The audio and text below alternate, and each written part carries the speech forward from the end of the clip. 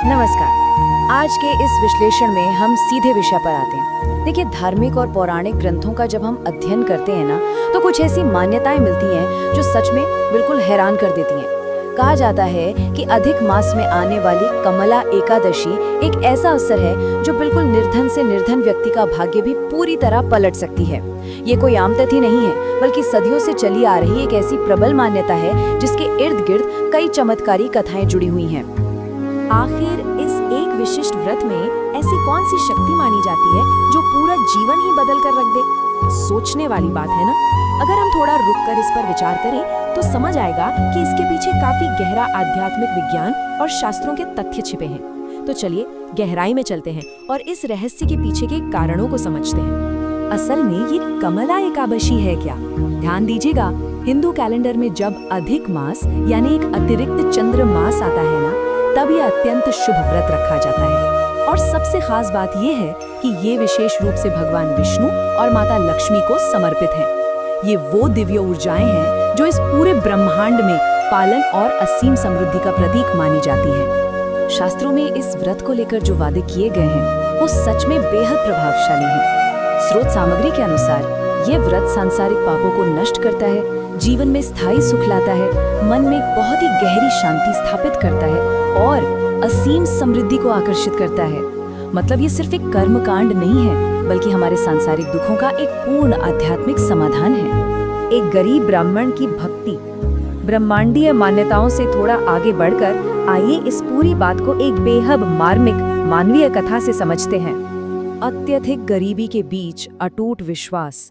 कल्पना करना भी शायद मुश्किल लगे कि किसी के पास खाने के लिए अन्न का एक दाना तक ना हो, फिर भी भूख से पूरी तरह जूझते हुए भी मन में भगवान विष्णु के प्रति जो श्रद्धा थी ना, वो बिल्कुल अटूट थी। कथा हमें बताती है कि वो ब्राह्मण हर दिन भूखा रहकर भी पूरी निष्ठा के साथ भगवान का स्मरण करता था। सच कहा जाए तो यह मानवीय सहनशक्ति और आध्यात्मिक दृढ़ता का एक बहुत ही असाधारण उदाहरण है। संत का दिव्य मार्गदर्शन। और ठीक यही इस कथा में एक बहुत ही महत्वपूर्ण मोड़ आता है। उस अत्यंत गरीब और भूखे ब्राह्मण की भेंट एक भटकते हुए संत से होती है और उन संत के शब्द उसके जीवन का सबसे बड़ा उत्प्रेरक बन गए।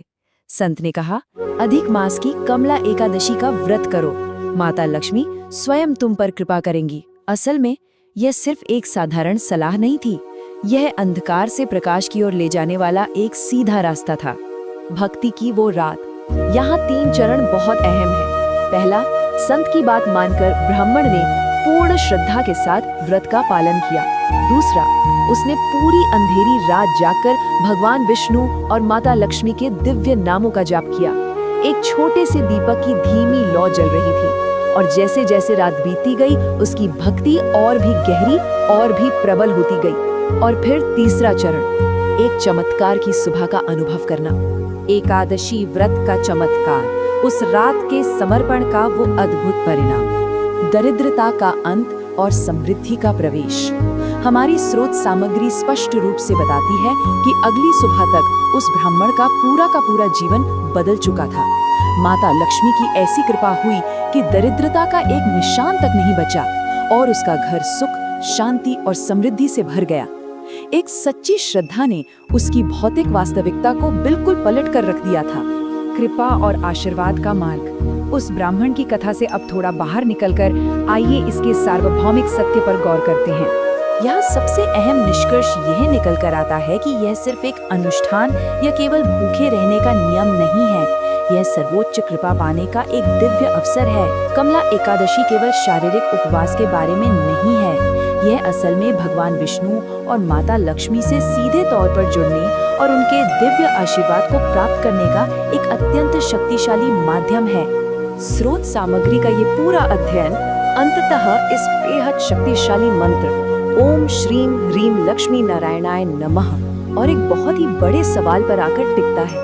क्या एक सच्ची और अटूट श्रद्धा सच में हमारी नियति को, हमारे भाग्य को फिर से लिख सकती है? उस ब्राह्मण की कहानी निश्चित रूप से एक बहुत ही गहरा प्रभाव छोड़ती है, जो आस्था की उस अनंत शक्ति पर विचार करने के लिए मजबूर कर देती है। आज के इस विश्लेषण में साथ जुड़ने के लिए बहुत बहुत धन्यवाद।